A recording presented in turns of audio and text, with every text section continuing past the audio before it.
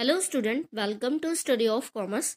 चलिए आज इस वीडियो में हम बात करने वाले हैं ट्रिप्स की, जिसका फुल फॉर्म होता है trade related aspects of intellectual property rights. ठीक है, तो इसके नाम से ही क्लियर है कि बेसिकली ये क्या होता है। ये एक तरह का इंटेलेक्चुअल प्रॉपर्टी राइट्स होते हैं।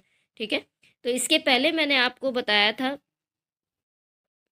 एक और टर्म मैं लेके आई थी शॉर्ट्स में, गेट्स के बारे में। ठीक है, उसको आप देख लीजिएगा, फिर आप इसको देखिएगा तो आपको दोनों कॉन्सेप्ट क्लियर हो जाएगा।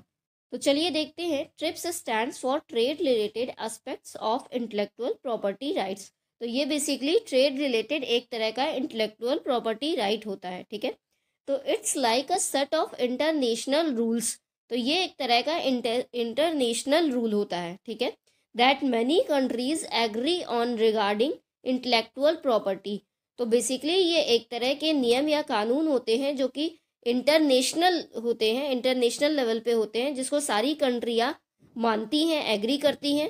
वो भी ये इंटेलेक्चुअल प्रॉपर्टी से रिलेटेड होता है, जैसे पेटेंट हो गया, कॉपीराइट हो गया, इन सब से जुड़ा हुआ होता है। ठीक है, चलिए आगे देखते हैं। Intellectual property includes things like, तो इसमें क्या क्या चीज़ें आ जाती हैं, जैसे पेटेंट फॉर इन्वेंशंस आ जाते हैं। कोई नया इन्वेंशन हुआ तो उसके पेटेंट की बात हो गई, किसी कॉपीराइट की बात हो गई, कोई क्रिएटिव वर्क हुआ तो उस पर कॉपीराइट होता है तो उसकी बात हो गई। And trademark for brand names, किसी ब्रांड के ट्रेडमार्क की बात हो गई। ठीक है, तो जितने भी हमारे इंटेलेक्चुअल प्रॉपर्टी राइट्स होते हैं, जैसे पेटेंट हो गया, कॉपीराइट हो गया, ट्रेडमार्क हो गया, तो उनसे जुड़ा हुआ ये कुछ रूल या नियम होता है जिसको इंटरनेशनली सभी कंट्रीज एग्री करती हैं या फॉलो करती हैं। ठीक है, आगे देखते हैं। TRIPS helps countries set common standards for protecting these intellectual properties and ensures that there are rules in place for fair trade. ठीक है, तो ट्रिप्स हमारी मदद करता है या सारी कंट्रियों की मदद करता है कि वो एक कॉमन स्टैंडर्ड को फॉलो करें और अपनी इंटेलेक्चुअल प्रॉपर्टीज को प्रोटेक्ट करें। ठीक है, तो इन्हीं रूल्स को फॉलो करते हुए और एक तरह का फेयर ट्रेड हो, कहीं पे ऐसा ना हो कि कुछ इलीगल हो जाए। ठीक है, चलिए आगे देखते हैं। It is a part of the World Trade Organization. तो ध्यान रखिएगा कि ये आपका WTO का पार्ट होता है, वर्ल्ड ट्रेड ऑर्गेनाइजेशन का।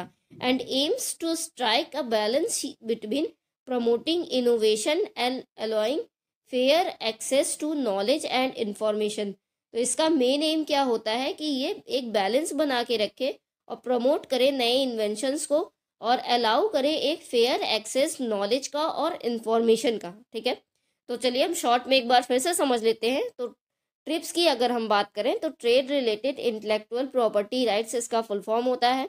तो बेसिकली ये एक तरह का रूल या नियम या कानून होता है जो कि एक इंटरनेशनल लेवल पे सारी कंट्रीज इसको एग्री करती हैं, और ये बेसिकली इंटेलेक्चुअल प्रॉपर्टीज से रिलेटेड होता है, जैसे कि हमारे पेटेंट हो गया, कॉपीराइट हो गया, ट्रेडमार्क हो गया।